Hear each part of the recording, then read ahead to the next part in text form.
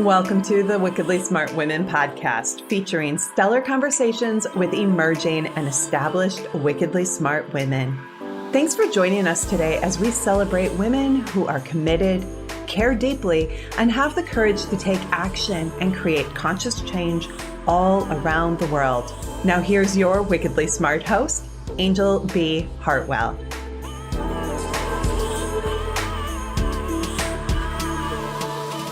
Welcome to another episode of the Wickedly Smart Women podcast, where we celebrate wickedly smart women and provide our listeners with a wealth of wisdom along with immediately actionable steps to be smarter, spunkier, and more successful in their impact and their leadership.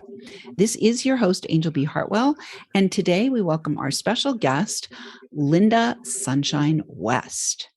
Known as the Fear Buster, Lynda ran away from home at 5 years old and was gone an entire week. She came home with her head bent down, riddled with fear, and wouldn't look people in the eyes for decades to come. At the age of 51, she decided to stop letting fear rule her life and went on a journey of facing one fear every day for a year, 365 days in a row. In doing so, she gained an exorbitant amount of confidence and developed her simple 7-step process to help others break through fear. And I had the pleasure of meeting Lynda at a live event that we both attended briefly. Lynda was there briefly. I was there for the whole event in San Diego called the New Media Summit. And then we actually were able to reconnect through Clubhouse recently, which has become a stomping ground for all kinds of wonderful connections and reconnections. And when I heard her on Clubhouse, I said, oh my God, what a great story this is. I cannot wait to interview her. So I'm so glad that you're here, Lynda. Welcome to the show. Thanks so much, Anjel, for having me. And it's great to reconnect again through Clubhouse. And, you know, when you heard my story on the stage in Clubhouse, you were like, let's get you on the podcast. I said, oh, that's so exciting, because you never know how your story is going to come out or how it's going to impact somebody. Maybe that's the story they needed to hear in that moment. So thank you so much for having me here. I'm excited. Yeah. Well, you know, I think the thing I loved best about your story is it's so incredibly unique. I mean, you know, I probably thought about running away from home at 5 years old, and I might have made it to the edge of the driveway, but I wasn't gone for an entire week. And so I would love if you're willing to dive even more deeply into that story. Like, why did you run away from home at 5? How the hell did you manage to be gone for a whole week? Where in God's name were your parents? And what happened that had you live in fear for the, almost 50 years? Yeah. Well, thank you so much for the question. And I always share openly and honestly, because I believe that's the best way we connect with each other, people, as well as to help them to move out of that situation, right? I grew up in a very volatile, abusive, alcoholic household, like many, many people did. I'm number 4 of 5 kids. And, there was just, the abuse was deafening sometimes, Fortunately for us kids, the abuse was never taken out on us physically, but it was taken out on my mom, and I witnessed it on a regular basis. So when Dad would leave, he was in the Navy. When he would go away, for a 6-month leave or whatever, the house was nice and quiet and no chaos. And then he came home and all hell broke loose. This was a pattern. It was our life, And so at 5 years old, I made a decision. I'm not going to live in this household anymore. So I ran away. Okay, I just went to the neighbor's house, but for all intents and purposes, at 5 years old, I was going to be gone forever. I was going to leave that household and not to grow up in that place. And what I didn't know, and this was something I learned many, many, many years later, is my mom knew where I was. So imagine you're 5 years old. This is my story. I'm 5 years old. I ran away. And nobody came to get me. What went through my head was, they don't love me. They don't want me around. I knew it. I was right. And I was gone a week. My mom knew I was gone that whole week. And then at the end of the week, she called the neighbor and said, Lynda's been gone home long enough. You can send her home now. So that's why I came home. It was only because my mom had me come home. So it was then that I came home from that brave, strong little girl that ran away. And I came home, literally, I would not look at people in the eyes for decades. It was like 46 years to come because I had so much fear. It was instilled from my dad. And actually, as I talk about my dad, sometimes he was like just such a monster. And in my mind, that's what I saw, was a monster. And so I'll tell a little bit more of the story a little bit later.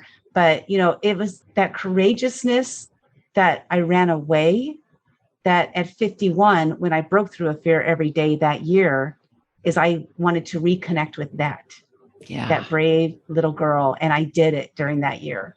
Yeah, fantastic story. I love it, Lynda. And there's so many parallels to my own life, my volatile, and theoretically you could call me 4th out of 5 because my parents had both been married before. My dad had 2 kids. My mom had 1 kid. I was like 13 years later. My younger brother was 3 years after that. So I was number 4 theoretically in that conglomeration. My dad was a raging alcoholic, was also in the Navy. Monstrous, in terms of his abuse of both my mother, verbal abuse of my mother, as well as physical, and of me because I had a female body, and less so with my younger brother because he was male. So it's just really interesting when I get guests like you, where there's so many parallels. So what I want to say for our listeners is Lynda and myself are both wickedly smart women. You are wickedly smart women. If you are in a situation that you need to have courage and get out of, this is the conversation for you to be listening to. So let's talk, Lynda, about, what was it that happened at that point in time where you made the decision, a second decision, like you made that first decision to say, I'm the hell out of this freaking place. And that instinctual knowing, that little girl actually had an instinctual knowing that she was not in a good place. And that was validated for her. But upon returning there, I'm sure there was, additional many years of trauma. What inspired you to finally make another decision to move away, to walk away from, to leave behind the years of trauma and fear that you carried? Yeah, it's a journey. That is for sure. There are so many ups and downs. There's a saying that, we marry, someone like our dad, or like our mom, if you're a man. And I did that. I married somebody. My first marriage was to somebody exactly like my dad, except I was now the wife, that was being beat. And I had a 14-month-old and a 4-week-old. And I made a decision at that time, like, I'm not living my mom's life. And that was a decision that I made. I was 21 years old. I literally walked out. I had the 14-month-old on my hip. I had the 4-week-old in a baby carrying case. I had a purse over one shoulder and a diaper bag over the other. And I literally walked out because I didn't have a car. So I walked out saying, I'm not going to live my mom's life. And, from there, it's just like the journey continued. And age 25, I ended up meeting my soulmate, the husband I'm with still today. After many decades, we've been together. And, it was interesting because when I first met him, he was too good to be true. Do I deserve him? Is he going to stay with me? Is he going to like me? Is he going to want to have my kids around? Because I had dated so many men that didn't want to be around kids. And so I had all this baggage already at age 25 that I was carrying around that was, ruining my thoughts of me being able to deserve some happiness. But it's been a long years, many years, we're still together and it's been awesome. But at age 51, so even though I'm with this incredible man, he believes in me, he's always complimenting me and, just adores me, even though I'm with him saying all these wonderful things. That childhood trauma, it kept holding on. And it didn't matter how many great things he said because I didn't believe him. I believed what I believed when I was 3, 4, 5, 2, whatever. I held on to that stuff really tight. So at 51, I was driving to work one day And at that time, I was working for a judge in the Ninth Circuit Court of Appeals. It was my 49th job after 36 years in the corporate world. And I was like, oh my God, I hate my job. I hate this so much. I don't understand this whole world. Like, what's the purpose of this planet? And more importantly, what is my purpose on this planet? I have zero value. There's no reason for me to be here. And I wasn't going to commit suicide or anything, but I was just like, why am I here? This is stupid. So when I got to work that day, there was a Facebook post in a group from a woman I didn't know. And it said, I'm a life coach. I took some time off. I'm getting back into it. And I'm looking for 5 women who want to change their life. And I was like, this woman's talking to me because I want to change my life. And I got to tell you, that is the greatest gift I ever gave to myself. I raised my hand and said, I am worth change. I know there's something different for me. I don't know what it is. And I don't know how to get there, but somebody is going to help me. And it's going to be this woman. So I started that journey with her. And that was the kind of like the thing that, like that catalyst that started to chip away at all that crap that was incrustated inside of me, like chipping it away and just helping it to make it so that I could blossom and have this flower start to come out, And so that was really the start of the journey that led to facing a fear every day for a year. Yeah, well, so beautiful story there. And one of the things that's kind of subtly woven into that I can hear because of my own experience, but others may not be able to hear is, and this happens often for people who've been in a traumatic experience or had a traumatic, upbringing, is I call it moving the coconuts. That game where they move the coconuts and then you're not really sure where that nut is that's under the coconut. What I'm hearing happened in your case is you actually were able to create a marriage that was healthy, miraculously. God only knows how that happened. Soulmate, obviously, right? But you moved the coconut to the jobs. And this can also happen for women when we start our own businesses. We can I had this experience myself. At one point, I became clear I had made my business my abuser and my relationship with money my abuser. And until we start to peel away the layers and let go of clinging on to those unresolved traumatic experiences, we're going to move the coconuts. We're just going to keep moving the coconuts. And it's either going to be money or it's going to be men or it's going to be career or it's going to be whatever it is. So I just wanted to make sure that our listeners actually picked that up and heard it. The second thing that is just really coming through really clearly for me around you, Lynda, is that you have been decisive, even in the face of all these things. Like the first decision you made at 5, you made a decision, you were leaving. At 21, you made a decision, you were leaving.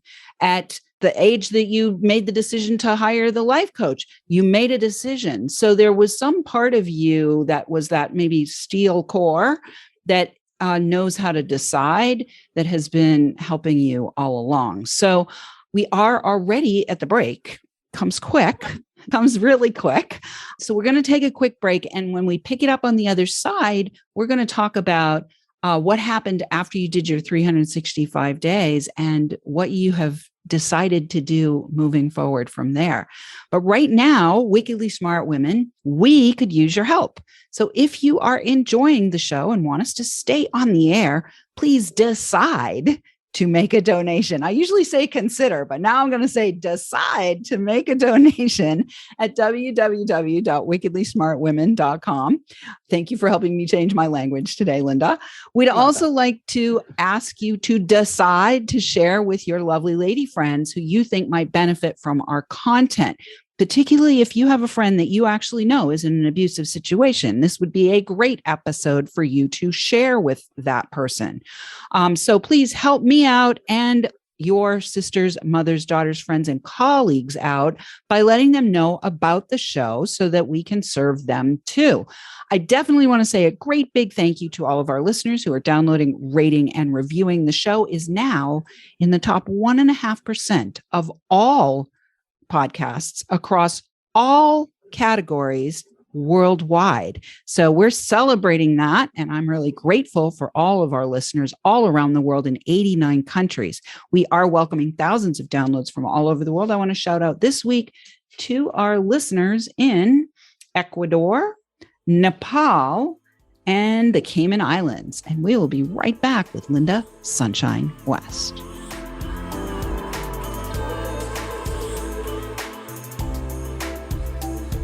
The Wickedly Smart Women podcast is brought to you by the Wealthy Life Mentor. Women, are you on the edge knowing that life is calling you to make a change? Are you ready to be part of the evolution of what it means to be a wickedly smart woman, creating your wealthy life by design?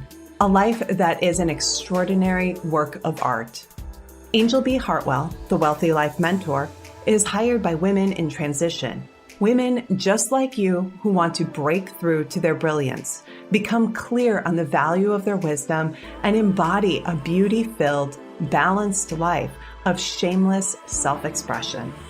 Discover your wealthy life readiness by taking the quiz at quiz.wealthylifementor.com.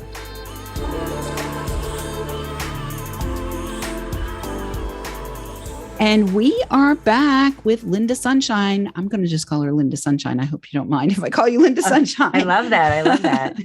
Yeah. And I want to let everyone know that you can find out more about her at womenactiontakers.com. Womenactiontakers.com. Go over to that website and see all the bounty of information that Lynda has over there for you. I would love to talk to you, Lynda, now about what was that 365 days in a row thing, number one. And number two, obviously out of that, you got your 7-step process, but you also made a decision to help other people. So can we talk about making that decision? Because a lot of times people can go through, what you've done, however you've done it, whether it's, taking yourself on a marathon run or climbing up every mountain in New Hampshire or doing a 365 day in a row facing your fear challenge. And they do it for themselves, but then they just keep on going with their life. You made the decision, there's that word again, to serve others. So let's talk about that. Yeah, oh, definitely. First of all, I love that word decision. I use it all the time because decision is a power word. Because I decide something and then I move forward with it, right? Women action takers. It's all about awareness, deciding, and moving. And that's what it's really all about, is that action. Before we go there though, Anjel, I wanted to talk about that, the coconut that you were talking about, moving that coconut, because it came to a point that, just recently, after years of working on myself, working with a life coach, breaking through all these fears, that I had this amazing epiphany. And that was that I'm bringing this chaos into my life. I am bringing it because that was my comfort zone for so many years. Yeah. And then that's what's cool about that is now I have awareness. I'm bringing, oh my gosh, my life is getting out of hand right now. Well, guess what? I brought it all to me. What does this mean? This means that next time I can be more aware, and maybe I'll bring less next time. And then next time, maybe I'll bring less, So it's not about like making instant adjustments where your life changes in that moment. Sometimes the adjustments are small steps, and that's okay because it's still a small step forward. And that's one thing I realized while I faced a fear every single day. So why did I face a fear every single day? You asked that question. And when I worked with my life coach, which was the end of 2014, every single week we would meet. Every single week I would hate her. And every single week by the end of the week, I absolutely loved her because she helped me to see things different in my life, and so that I could start to change.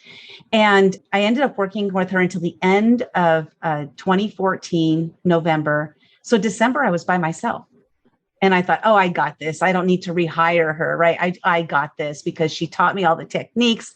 And December, I made some changes, positive changes, but not nearly as much as I had been. And as an addictive personality that I got from my dad, thank you very much, I was addicted to the positive change, which was a different addiction than I was used to. So January 1st of 2015, I woke up that morning and I said, I got to do something different this year because she helped me so much, but I want to keep going. I got addicted to it. I want to keep going. Oh my God, I have so many fears. Like, this is my actual conversation, by the way, with myself. I have so many fears. I'm going to break through a fear every single day this year. And again, it was a decision. I made a decision to break through a fear every single day. So every morning when I woke up, the very first thing I did is I asked myself the same question every day. And that is, what scares me? Those 3 words I asked myself every single morning before I even stepped out of bed, and I waited in bed and I laid there and I waited till the first fear showed up. Because when we ask our brain a question, it searches for the answer. So I just laid there and waited. And sometimes it would be 30 seconds. Sometimes it would be a couple minutes before an answer came. But every day an answer did come. And so I've embarked on this journey of facing a fear every single day. And oh my gosh, my whole world changed for the better, But my whole world changed. And now no one can ever take that away from me. You got that right. Well, I want to stop before you dive into the part about, helping others, because I do want to talk about that. But I definitely want to underscore a couple things. Creating the chaos in your life, chaos is the comfort zone. I have also experienced this. And what I found when I actually started investing in myself through mentorship and coaching and personal and professional development, there is such a huge, huge, loud voice out there that says, get out of your comfort zone, get out of your comfort zone, get out of your comfort zone. And one day I had the epiphany that being uncomfortable all the freaking time was my comfort zone. So actually being comfortable was outside of my comfort zone. So there we have another parallel there.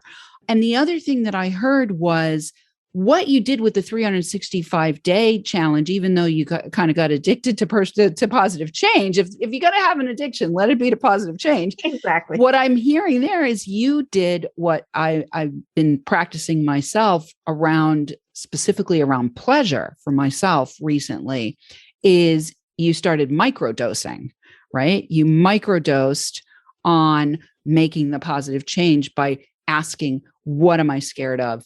And then letting that come to you and then working through it. So now let's talk. We've only got about 5 minutes left. So let's talk about how you help people fear bust themselves. Yeah. And this was actually during that process of 2015. So I was 51 years old at that time when it first started. It was January. My birthday's in March, right? So I was 51, 52. And during that journey, about 6 weeks into it, I ended up meeting who would become, I didn't know it at the time, who would become my best mentor ever. And he's actually called the Millionaire Mentor. So it fit perfectly. But I met him at an event. I ended up attending one of his events. Then I ended up, hey, can I hang out with you guys? He ended up becoming my mentor. Like, that's the short story of it. But what I learned from him is that when we learn, it's our job and duty to pass it on, is to not hold on to it. I had been a type of person, like I was always training people on all those 49 jobs. I was always the trainer, but I never pulled that into any other part of my life except at my job. And so now I was on this entrepreneurial journey, learning new things, meeting new people and making many, many, many new discoveries. And realizing that, oh my gosh, there's so much beauty in sharing what I've learned. And I don't want to hold on to it. I want to share as much as possible. But I really learned that through the tutelage of my mentor, because I watched him share constantly. He always gave away everything, gave away all the information, and I hear about that all the time. It's like, give everything away, because there's a lot of things that they won't want to do on their own. And I, instead of holding on to like everything I knew, I just started letting it out and just sharing with everybody. And it felt so good. It almost felt selfish to give, right? Because I almost get more from it when I give than I do when I receive. And so I was starting to feel a little selfish, like, man, I feel so good. I don't know if they're getting nearly as much out of it as I am, but it felt so good. And that goes to that, like you mentioned, the dopamine and the positive. You're going to be addicted to something, be addicted to positive. My family did not agree with that. My sisters called me out one day and thought I was in a cult because I was turning into a different person, a positive person. They weren't used to that. It's kind of interesting. Not at all surprised. I mean, that often happens when we make changes, is the people who were part of our old reality, they're either going to be inspired or they're going to be repelled. They're going to be repelled. Or they may even be actively wanting to undermine those changes, because when we show up having created transformation in our life, then we shine that sunshine, that Lynda sunshine, so brightly that they can't not see that A, they have some stuff probably to do, and B, that it's actually possible. So then they can't hide in the denial phase anymore. So yeah. I've had that experience as well of people leaving in my life. All right. Well, I'd love to hear also about maybe one client story that you'd like to share about somebody else that you have helped specifically with your work. Yeah, fortunately, there have been many, but I'm going to choose one in particular. Her name is Amanda. And Amanda, came to me so scared to raise her rates. She has a bookkeeping business and had one for 10 years. But in the meantime, which I didn't know, she was on government assistance that whole time. And she was just scared to raise her rates because she might lose her government assistance. So unfortunately, that sometimes happens, right? And so I was talking to her one day and I said, we're going to raise your rates. And she was terrified, but she did it. And one day she was originally charging $30 an hour. And I said, you're going to start charging $60. And she no way, I can't do that. I said, okay, do 35 then. Just jump at 5. Again, it's a small change, just jump 5. And so she went to a new client meeting. And I said, before you go there, call me and I'm going to cheerlead you through it. So that way you can go in and show up and, in full glory. And so when she got done with the meeting, she called me and she goes, oh my God, I'm so excited. He took me on, to work with me. And I told him $50 an hour. So she went from 30 to 50, just like that. And it was that fear that was stopping her from going to 35. But when she was in there in the session, she just felt so empowered and said 50. And he said, yes. That's awesome. I love that story. I have one of my recent clients who had never made any money at all in her business. She had her first deal. It was a $10,000 deal. And her second deal, she gave herself a 20, because I actually asked her to double it. But she gave herself a 20% raise and sold her second deal for $12,000. So I love giving people raises. It's so awesome. I totally love that story. And what I also love is what I'm hearing that you do for people is you lend them your own confidence to support them to break through the fears that they have. So we are at the end. If there's one thing that you would like to leave our listeners with, what would it be? That's to live the rest of your life with no regrets. My mother, 2 weeks before she passed away, she was with my abusive father for 55 years. And at the end of her life, she said, I had so many regrets. You make sure you go out there and live the rest of your life with no regrets. So decide what that means for you and live the rest of your life with no regrets. Oh, Lynda, what a pleasure it's been to have you here today. Listeners, we love feedback. Please let us know what you thought of today's show by calling into our listener line. We'll have that for you in the show notes, or you can send in your own questions or guest suggestions to listeners@wickedlysmartwomen.com.